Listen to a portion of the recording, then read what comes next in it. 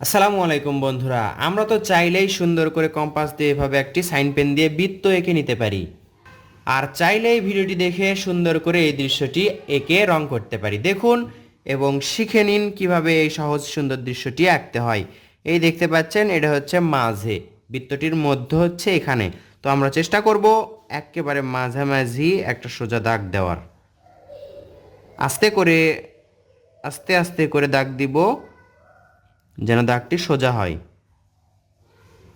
এই তো সোজা একটা দাগ দেওয়ার পর এখান থেকে কিন্তু আমরা পেন্সিলটা সরাইনি, এখনো খেয়াল করছেন। এইভাবে আবার এইভাবে ভাঁজ করে নিচের দিকে নিয়ে আসলাম। এইবার পেন্সিল দিয়ে দেখুন এখানে ধরলাম এবং এইভাবে ঝাউ গাছের মতো আঁকলাম। আঁকার পর আমরা এখানে একটা ডাব গাছ আঁকবো। তার আগে আমরা একটা ঘর এঁকে নিব। এখানে দেখুন এই দাগের একটু উপরে একটা ত্রিভুজ আঁকবো। এইভাবে করে একটা দাগ দিব, এইভাবে করে একটা দাগ একটু উপরে হচ্ছে, আর এটা ডাবল করে দিলাম। এদিক থেকে চালা দিলাম। এবার এখান থেকে সোজা করে একটা দাগ, এখান থেকে একটা সোজা করে দাগ লেগে দিলাম। আবার এটা রাবার দিয়ে সাবধানের সাথে মেশাতে হবে। দেখুন কতটুকু আমরা মেশাই। এই দাগটা, যেই দাগটা আমরা সোজা দাগ দিয়েছিলাম, এই দাগটা শুধু মেশালাম, খেয়াল করতে পাচ্ছেন। এবার এখানে একটা দরজা আঁকবো। দরজা পুরোপুরি দেখা যাচ্ছে না। আবার এখানে একটা ছোট্ট করে জানালা। পেন্সিলটা এখানে ধরলাম, ধরার পর এই তো ভাঁজ করে এখানে নিয়ে আসলাম। আবার দেখুন এখানে ধরলাম, ডাবল করে আবার নিচের দিকে নিয়ে আসব, তখন এটা কিন্তু মোটা হবে।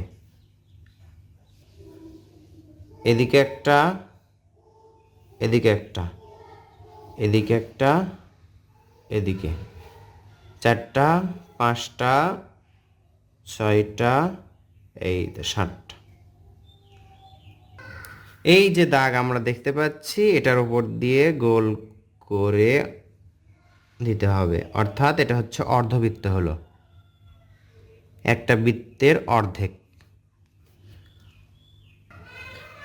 এখন এই ডাব গাছের এই দাগগুলো আমরা দিব, ফাঁকা ফাঁকা করে দিব, বেশি ঘন করব না। ফাঁকা ফাঁকা করে দিলে এটা আমাদের জন্য সহজ হবে এবং রং করার সময়ও অসুন্দর হবে না। আমরা এটা ব্যবহার করছি 2B পেন্সিল।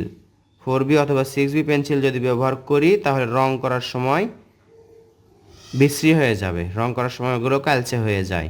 এজন্য যদি রং করা হয়, যে দৃশ্যতে যখন রং করা হবে তখন ড্রয়িং করার সময় অথবা কম বি অর্থাৎ 2B HB এগুলো দিয়ে ড্রয়িং করা ভালো। ড্রয়িং করার জন্য 2B পেন্সিল সবচেয়ে ভালো, সেটা যে কোনো ব্র্যান্ডের হতে পারে। আকাশটা কেমন জানি একটু ফাঁকা ফাঁকা লাগছে, আমরা কয়েকটা উড়ন্ত পাখি আঁকবো। এই তো দেখুন একটা দাগ এভাবে দিলেন, এখন এটা একটু বাড়তি দিয়ে এভাবে আবার খেয়াল করুন, একটা দাগ এভাবে দেওয়ার পর একটু বাড়তি, এটা কিন্তু একটু বাড়তি থাকবে। এই তো এরকম এখানে একটা ছোট্ট করে আঁকি।